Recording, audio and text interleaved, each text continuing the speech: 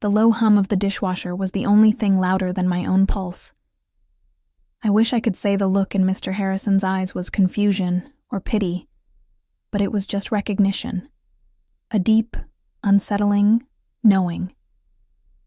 "You're overreacting," he'd whispered hours earlier, standing too close by the fridge, his hand resting on the small of my back as he reached for a beer. The family had laughed it off. My best friend, Chloe, hadn't even looked up from her phone. Now, sitting across from him at the kitchen island, watching him slowly trace the condensation on his glass, I realized the full weight of the silence I was keeping. It wasn't about me overreacting. It was about him trusting me to keep his secret. A secret that felt impossibly big in this quiet, normal suburban kitchen. My routine was a quiet, well-oiled machine. Monday through Friday, 7 a.m. The same lukewarm instant coffee and the same 45-minute commute to the small architectural firm where I drafted plans for people who could afford houses much grander than my rented apartment. My name is Leah. I'm 28 and functional. That's the most exciting adjective I've earned lately. I didn't hate my life. I just rarely expected it to surprise me. I worked hard, paid my bills on time, and my social life consisted mostly of weekend visits to the Harrison house. Chloe and I had been inseparable since kindergarten, and now, even though we lived 10 minutes apart, we defaulted to gathering at her parents' large, comfortable home in Westport. It was easier. Their house was alive, a constant cycle of baking, loud debates, and the comforting, predictable chaos of a healthy, functioning family. My apartment, by contrast, smelled faintly of dust and microwave popcorn, and my only companion was the silence. I remember that Friday perfectly because it was exactly like the 47 Fridays before it. I left work at 5:30 p.m., the fluorescent lights buzzing their final farewell. I stopped at the grocery store for the 3 things I needed: cat food, frozen pizza, and the cheap Chardonnay I kept stocked for when I wanted to feel sophisticated while watching reruns. When I arrived home, the evening stretched ahead of me, empty and entirely mine. There was a low-grade exhaustion that settled deep into my bones, a weariness that had nothing to do with physical labor and everything to do with emotional neutrality. I had half unpacked my groceries when my phone buzzed. It was a text from Chloe. "Pizza night at our place. Dad's grilling burgers too. Come over. Save you the trouble of cooking." I paused, holding the frozen pizza box. The trouble of cooking? Cooking was my solitary ritual, but the thought of navigating another completely empty evening felt heavier than usual. I knew what the Harrison house offered: noise, warmth, and the brief, lovely illusion of belonging. So, I texted back, "Be there in 20. I changed out of my work clothes, the tailored navy suit that made me feel efficient and invisible, and put on jeans and a soft, oversized sweater. Before leaving, I glanced around my clean, sterile living room. Everything was in its place. Nothing was messy, nothing was broken, and nothing was waiting for me. I was simply moving from one controlled environment to the next. I pulled on my jacket, grabbed the bottle of wine I hadn't needed to buy, and stepped out, expecting nothing more than the pleasant background comfort of being Chloe's reliable friend, Leah, the girl who was always invited but rarely truly seen. When I arrived at the Harrisons, the air smelled like charcoal and spring rain.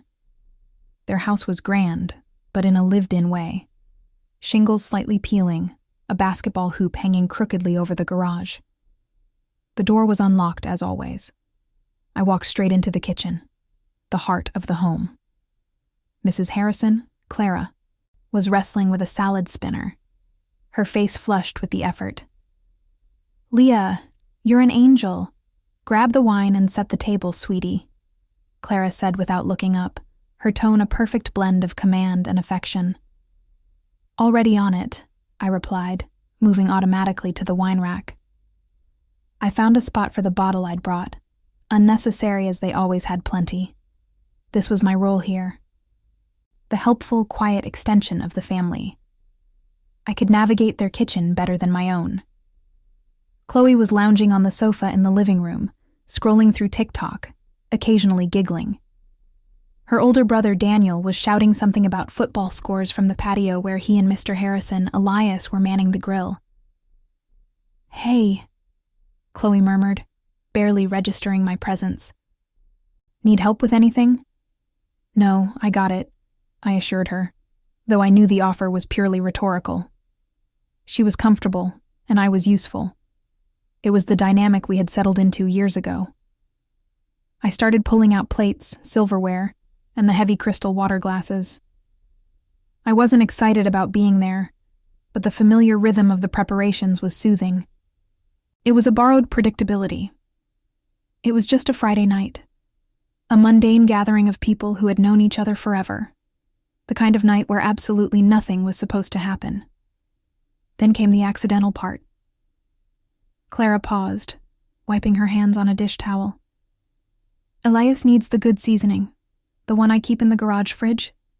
I completely forgot to bring it in." She looked around the room. Daniel was still yelling at the TV. Chloe was mesmerized by her phone. I was already standing by the counter, ready for the next task. "Leah, could you be a darling? It's just by the workbench, cold pack next to the beer." Clara gave me a quick, grateful smile. "Sure, no problem."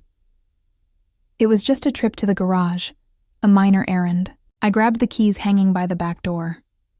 I wasn't trying to get involved in anything dramatic. I was simply completing a chore that no one else was willing to interrupt their own leisure time for. The garage was always spotless, organized with the precision Elias applied to everything. His architecture firm, his golf swing, his carefully composed family life. The door swung shut behind me, plunging the space into a low, filtered light. I found the industrial fridge and pulled out the small container. Just as I turned to leave, the door from the patio, the one leading directly to the grill, slid open. It wasn't Daniel. It was Elias. He was holding a large metal spatula, his face momentarily shadowed by the setting sun, making the lines around his eyes look deeper than usual. He looked tired. Not just physically tired, but fundamentally weary. And he was completely alone. "Leah," he said, his voice low, a contrast to the cheerful shouting from the patio just seconds before. "I thought that was Clara." "She asked me to grab the seasoning," I explained, holding up the container. He took a step closer, not moving toward the door, just into the center of the garage's quiet space. It was just a man and a woman standing awkwardly in a suburban garage on a Friday night, separated by a lawnmower and an air of complete neutrality. But something in the way he looked at me, a quick, intense assessment that had nothing to do with seasoning, made the air feel suddenly thick. I didn't move. I was just waiting for him to move so I could leave. This interaction was purely circumstance, a momentary collision that shouldn't matter at all. Elias Harrison was, by all accounts, a successful man. He owned half the commercial properties downtown, ran a demanding firm, and within the walls of this house, he was the unquestioned patriarch. He was 47, 19 years older than me. He carried himself with the quiet, effortless confidence of someone who has spent 2 decades making decisions and watching them stick. He wasn't loud or flashy. His power was in his control. I had always seen him through the lens of Chloe's dad, respectable, protective, and frankly, emotionally distant, though always kind to me. He was the CEO, the adult, the man who had built this beautiful, busy life. I was just Leah, the architecture draftsperson, Chloe's quiet friend who sat at their table. Our dynamic was fixed, asymmetric, and predictable. But standing there in the garage, the residual heat from the grill making the air close, that fixed dynamic wavered. He was wearing dark jeans and a plain gray t-shirt, a relief from the bespoke suits I usually saw him in. Even casual. He looked meticulously put together. I noticed the small details I usually filtered out. The faint silver at his temples, the intensity of his hazel eyes that seemed to absorb the low light, the controlled tension in his shoulders even when he was doing something as simple as holding a spatula. He had the exhaustion of someone who constantly carried the weight of expectation. "Everything all right, Leah?" he asked, his voice softer than I'd ever heard it in the house, where he usually had to talk over Clara's chatter or Daniel's commentary. "Yes, Mr. Harrison. Just got the seasoning." I held it up again. I made sure to use his formal title, a small unconscious effort to put the necessary distance back between us. He was my best friend's father, my quasi-employer, since I worked in a firm that occasionally partnered with his development company, and fundamentally, he belonged to a different stratum of life, one where success was assumed and mistakes were invisible. He didn't take the seasoning immediately. He just looked at me, not at the seasoning, but at me. "You look tired," he observed, his expression unreadable. The comment startled me. People usually didn't notice if I was tired. I was the backdrop. "Long week?" I mumbled, adjusting the sweater I was wearing, suddenly acutely aware that it was oversized and completely unglamorous. He finally stepped forward and placed the spatula down on a nearby workbench with slow, deliberate motion. The clink of metal against wood echoed disproportionately loudly in the enclosed space. He was closer now, close enough for me to pick up the faint, specific scent of him. Charcoal smoke, expensive cologne, and something purely Elias, a dry, woodsy scent that felt serious. "I know the feeling," he admitted, and there was an honesty in his voice that felt misplaced, like a private letter accidentally delivered to the wrong address. He reached for the seasoning, and for a fleeting second, his fingers brushed mine. The contact was brief, accidental, barely there, but it was electric. It was the first time I realized how large his hand was. I instinctively pulled mine back, my heart doing a quick, sharp stutter against my ribs. He cleared his throat, a low, rasping sound. "Thanks, Leah. We'd starve without this." He turned back toward the patio door, the moment apparently over. But as he slid the door open, he paused again, looking back at me over his shoulder. And this time, the exhaustion in his eyes was replaced by something sharp and immediate, a look that conveyed a secret intimacy, a shared understanding of a boundary that had just been quietly, accidentally, crossed. I stood frozen, holding the empty space where his fingers had been. I stood in the garage for a full minute after Elias went back out, listening to the muffled sounds of laughter and the sizzle of meat. My skin felt heated, a stark contrast to the slightly cold air inside the closed space. It was nothing. I told myself this with a fierce internal conviction. It was a brush of fingers. He was tired. "You're projecting." My mind immediately rushed to justify the reaction. I was emotionally starved, that was the truth. When you live a life that is functionally excellent but entirely devoid of real connection, a tiny flicker of recognition, even just professional courtesy, can feel like a spotlight. I was catastrophizing a casual interaction with my best friend's father. The thought itself was mortifying. I forced myself to walk back into the kitchen, pasting a neutral expression on my face. Clara was now setting out bowls, still cheerful and oblivious. I helped her arrange the plates, my hands moving mechanically. The tremor that had started in my fingers in the garage was still there, subtle but insistent. Dinner was loud and convivial. We talked about Daniel's latest dating disaster, Chloe's plans for a summer trip, and Clara's upcoming charity gala. Elias sat at the head of the table, presiding, contributing measured comments, occasionally asking me about my work with polite interest. Everything was normal. But beneath the surface of normalcy, the connection from the garage lingered, a quiet buzzing I couldn't ignore. I kept trying not to look at him, focusing intensely on my burger. When I did steal a glance, he was usually talking to Daniel or listening to Clara. Then, for a second, a half second, maybe less, his gaze would flick over the table and settle on me. It wasn't a demanding look. It wasn't lustful or inappropriate in any overt way. It was merely observant. He wasn't looking at Chloe's friend. He was looking at Leah. He was seeing the curve of my shoulder, the way I held my fork, the brief moment I paused before taking a bite. It was the level of detail I usually applied to the people around me, now returned tenfold.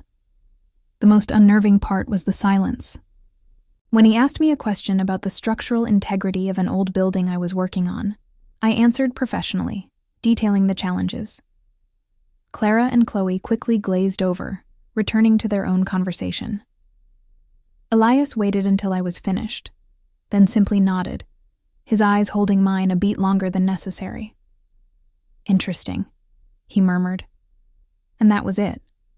But the small, private intensity of that moment, the way he had really listened, bypassing the noise of his own family, felt like a conversation held in a crowded room, using only sign language.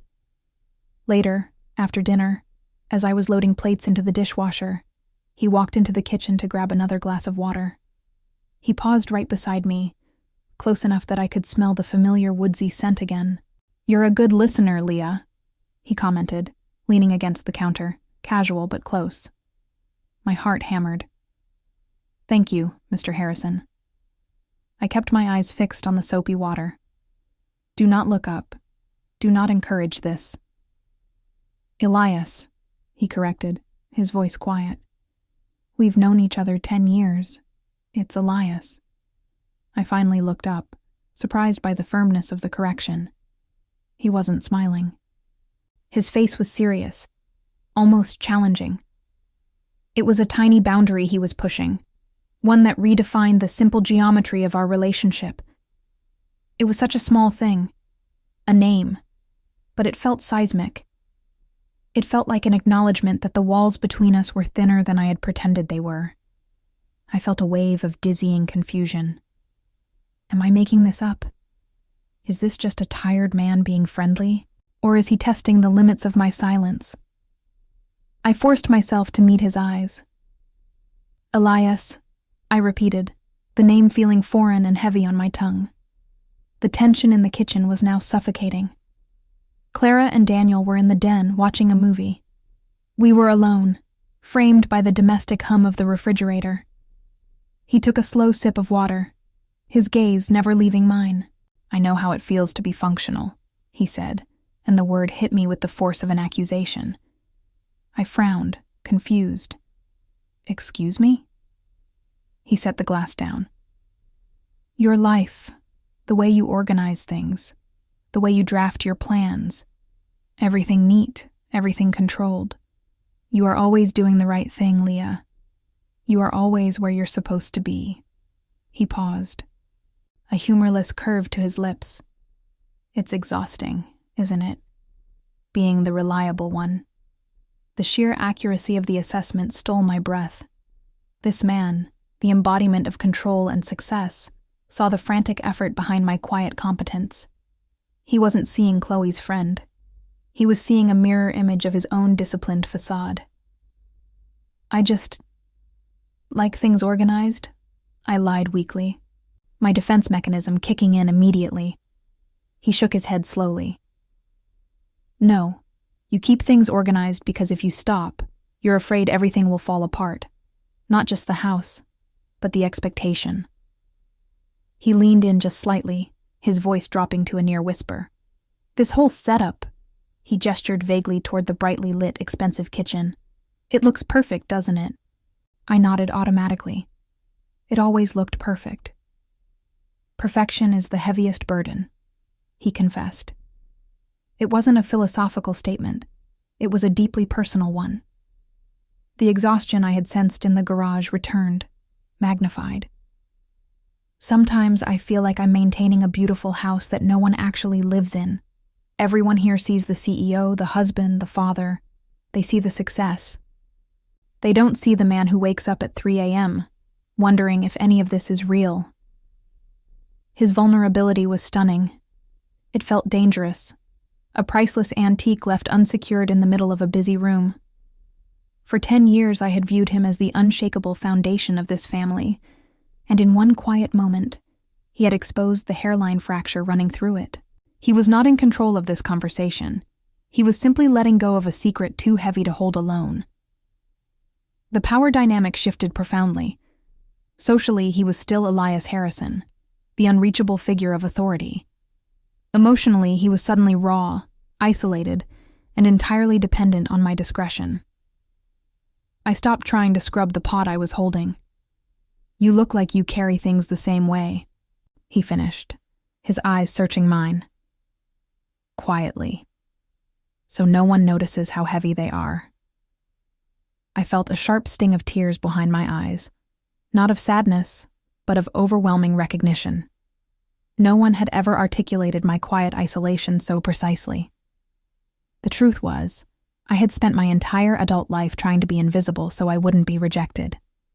Being seen now, in this moment of shared, unexpected honesty, felt terrifyingly good. "I don't know what to say, Elias," I admitted, my voice trembling slightly. "You don't have to say anything," he replied, giving me a tiny, genuine smile. The first one I'd ever seen that wasn't for public consumption. "Just know that I see it. I see you." The movie in the den ended, signaled by a rush of applause and Daniel shouting, "Worst ending ever." The moment of intimate quiet shattered instantly. Elias smoothly picked up his glass, transforming back into the composed patriarch in a seamless motion. "I need to check the emails I missed today. Massive presentation Monday morning," he said, giving me a final, significant look before heading toward his home office.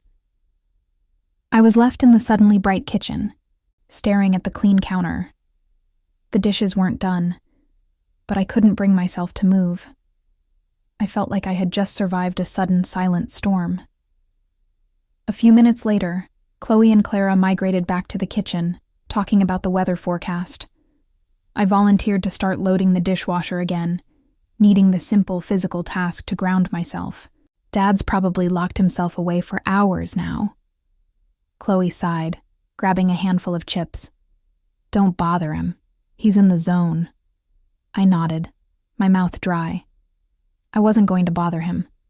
But then, as I was closing the dishwasher door, my phone buzzed with a message from an unknown number. It was just a single word. "Coffee?" My hands started trembling again. It took me a full minute to realize who it had to be. He had watched me input the number when I accepted a quick professional call from him months ago, regarding my firm's partnership, a completely forgettable interaction. He hadn't deleted it. I looked at the message, then glanced at the closed door of his office, located off the main foyer. Coffee. Not a date, not a confession, just an invitation to share a neutral space. I typed back, "Now." The response was immediate. 5 minutes, back patio, don't bring anyone. This wasn't about sex or illicit desire. It was about continuing the conversation that had cracked open in the kitchen. It was about feeding that sudden, profound need for recognition. I had to choose. Ignore the message and return to my predictably quiet life, or risk the fragile peace I maintained. "I'm going to step outside for some air," I told Chloe, grabbing my jacket. "It's a little stuffy in here." "Okay, see you later," she mumbled, already back on her phone. I slipped out the back door and onto the large stone patio. The moon was high and bright, illuminating the immaculate lawn. Elias was already there, leaning against the railing, his silhouette sharp against the night sky. He wasn't holding a coffee cup, but a heavy ceramic mug. He held another, steaming, offering it to me when I reached the railing. "It's just decaf," he said. "Don't need any more energy tonight." I took the mug. The warmth spread through my hands, a welcome anchor. We stood side by side, looking out over the yard. The silence not awkward, but deeply comfortable. It was the best kind of silence, the kind that didn't need filling. "Thank you, Elias," I said softly, using his first name this time without prompting, allowing the small intimacy to settle between us. "Thank you," he replied, turning slightly toward me. "For listening. I don't talk like that to anyone. I know," I whispered. I understand the need to keep things quiet. We talked for the next half hour, not about the deep vulnerabilities, but about the structure that caused them. We talked about architecture, the need for strong foundations, the danger of building too high too fast. We talked about his career frustrations, about the constant pressure to innovate while maintaining the status quo. It was the most honest, intelligent conversation I'd had in months, maybe years. It wasn't flirtation. It was two souls, equally burdened, sharing a moment of respite in the safe, neutral space of a cold night and a warm mug. No promises were made, but an undeniable, true connection was forged. We were simply two adults, standing in the dark, finally seeing each other. The wind picked up, rustling the leaves of the large oak tree in their backyard. I pulled my sweater tighter, recognizing that the emotional warmth radiating between us couldn't mask the inevitable chill of reality. I needed to leave, not because the moment was uncomfortable, but because it was too comfortable, too dangerous. He was Chloe's father. That fact was the first and most rigid boundary. Chloe was my anchor, the one constant in my often drifting life.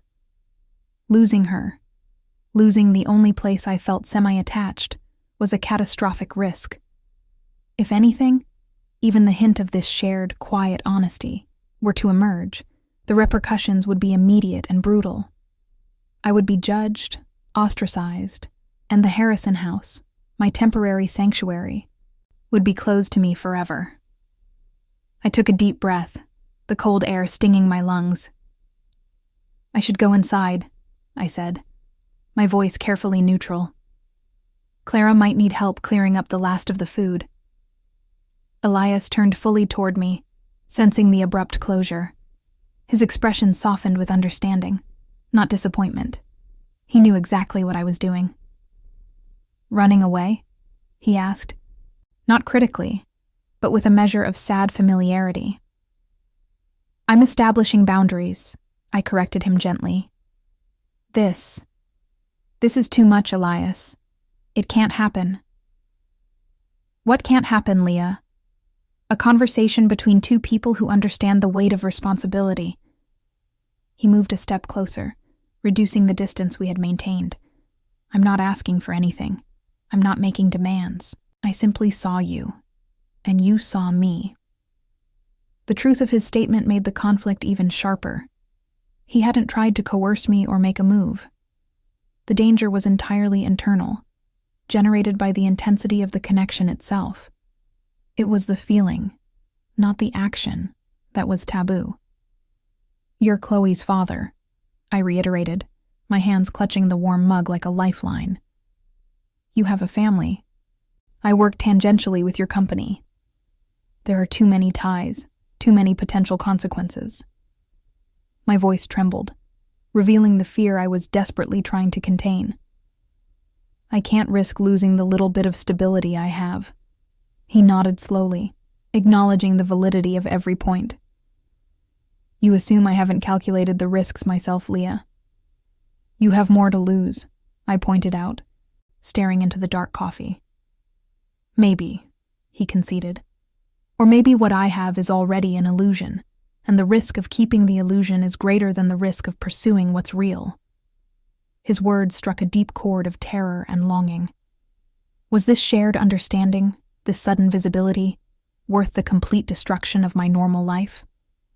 I had always chosen safety over excitement, security over passion. My whole existence was built on not rocking the boat.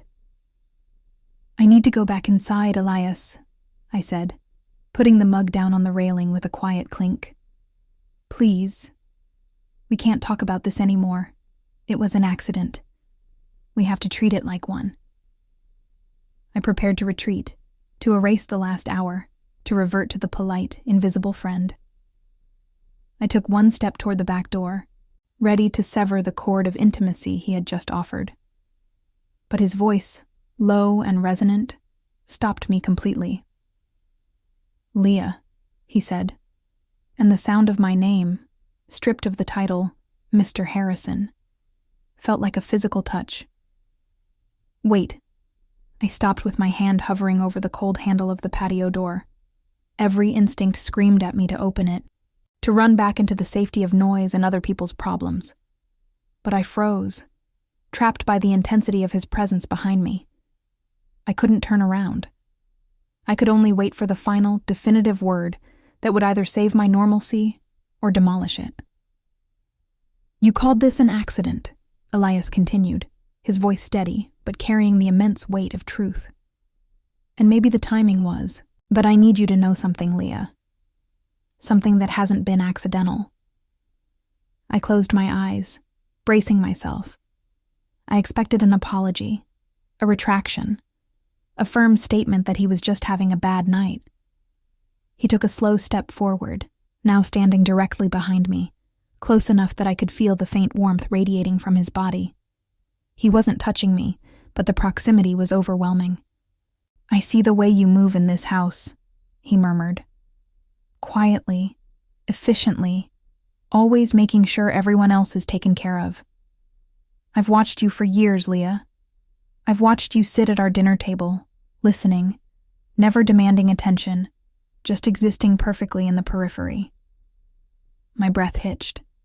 Years. He had been watching me for years. "I've spent the last decade building a life that looks impressive, but feels hollow," he confessed.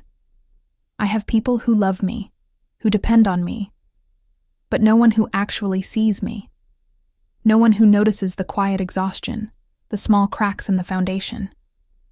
He paused, the silence stretching long and thin between us. "Until tonight," he finally said, and his voice dropped to a devastating whisper, a sound that bypassed my ears and hit the core of my heart. "You think you're invisible, Leah. You believe you're the supporting character in everyone else's story. But the truth is..." He paused again, and I could feel the force of the confession gathering behind his simple words. "For months, maybe longer, you've been the only thing I consciously look for when I walk into a room." My entire body felt weak, as if the ground had shifted underneath me. This wasn't a crude play for affection. It was a pure statement of observation and need. He was admitting that, in the polished chaos of his life, my quiet presence was the only thing that felt grounded and real. "When I asked you to pass me the seasoning earlier, that touch in the garage, I did not regret that touch. I didn't pull away. I stood there, terrified, because it was the first honest contact I'd had in so long. And when you pulled back, all I could think was, I scared her. I lost my chance to talk to the only person who might understand." He didn't touch me, but the air around me felt charged, heavy with unspoken desire and deep recognition. "I don't know what we're doing, and I don't know what the consequences are. But I choose this. I choose the recognition. I choose the honesty. I choose you, Leah," he stated, the words simple, profound, and utterly non-negotiable. "I see you. Do you finally see me?" The silence that followed his confession was the loudest sound I had ever heard. My hand dropped from the doorknob. My carefully constructed world, which relied on low expectations and emotional boundaries, was dissolving around me, leaving only the sharp, exhilarating terror of being truly seen. I slowly turned around to face him. His eyes were intense, focused entirely on me, waiting for my verdict. He looked less like the powerful CEO and more like a man holding his breath, hoping for salvation. I didn't feel a sudden surge of bravery or reckless abandon. Instead, I felt fear. A cold, consuming fear that this beautiful, dangerous thing would be snatched away as quickly as it had appeared.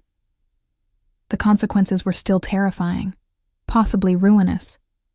I didn't possess the confidence to sweep those realities away. "I'm terrified, Elias," I admitted, the honesty raw and choking.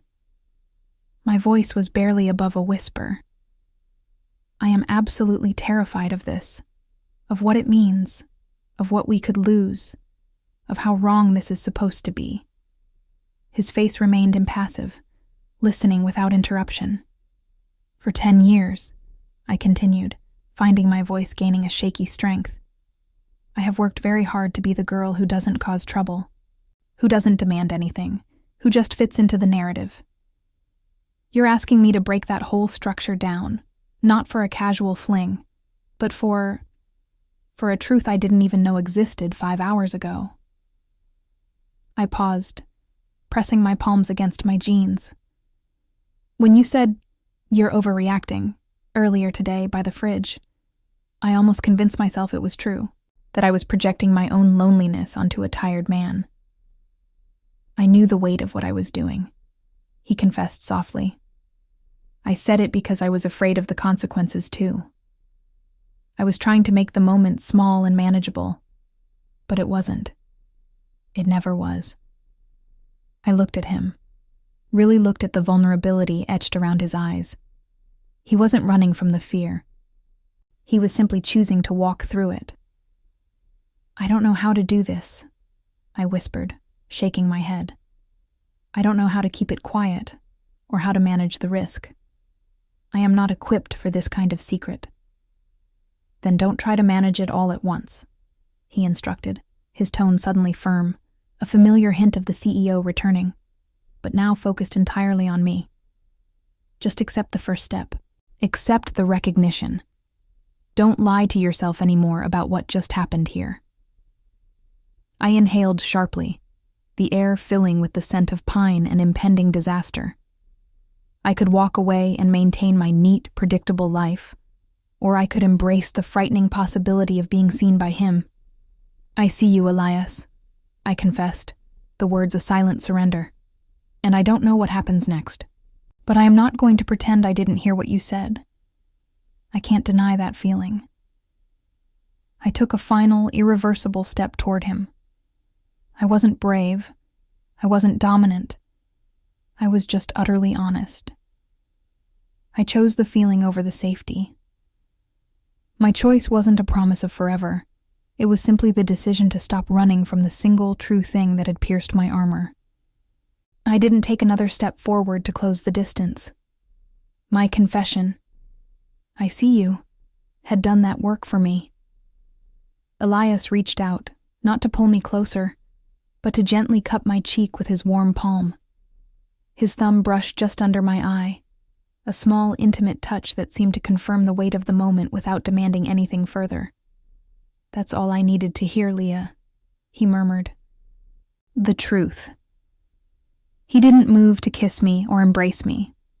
Instead, he simply dropped his hand, and the heavy tension that had coiled between us eased, replaced by a quiet, shared understanding. The connection felt stronger, solidified by the conscious choice we had just made to acknowledge it. "We should go back inside," I suggested, still feeling slightly dizzy. The idea of re-entering the house, the noise, the casual unawareness of his family, felt surreal. "In a minute," he corrected. He turned and started walking slowly toward the far end of the patio, toward the garden gate that led to the wooded perimeter of their property. "Walk with me." It wasn't a request. It was a continuation. A simple, silent invitation to extend the space of honesty just a little longer. I followed him. We walked side by side along the edge of the dark lawn. The noise of the television from the den was now completely muted. We didn't discuss the future, or what this choice meant for Chloe, or Clara, or his firm. We simply walked, occasionally brushing shoulders, the rhythm of our steps perfectly synchronized. "There's a lot to navigate," he finally said, looking up at the stars, which were brilliant and cold above the suburban haze. "But we navigate it honestly. That's the only rule." "Honesty," I repeated, tasting the word. It was a heavy demand, especially considering the required deception that lay just beyond the garden gate. "We start with small things," he said. "Like tonight, knowing that when I look across the table at you, I am not alone in this house." I felt a profound sense of peace settle over me, a feeling I hadn't realized I was missing until it arrived. It wasn't the relief of a problem solved. but the deep, grounding relief of having finally stopped pretending. The story of my life had just irrevocably changed, and the next chapter was terrifyingly unwritten. As we reached the far corner of the fence, where the shadows were deepest, he stopped and turned to face the house. The lights were blazing, showcasing the perfect, enviable facade. "Ready to go back inside?" he asked. "As ready as I'll ever be," I replied, feeling a faint, unfamiliar smile touch my lips. The silence we shared now was not a cover for loneliness. It was the sacred keeper of a shared secret. We started walking back toward the light, the world of consequences waiting for us. But now, we were walking into it together. This story is just the quiet beginning of a chaos I chose. If you think Leah should have just stayed silent and gone back to her safe, predictable life, or if you understand why she couldn't ignore the only man who truly saw her, let me know in the comments. Don't forget to like this video and subscribe to the channel for more stories where the deepest recognition is the biggest betrayal.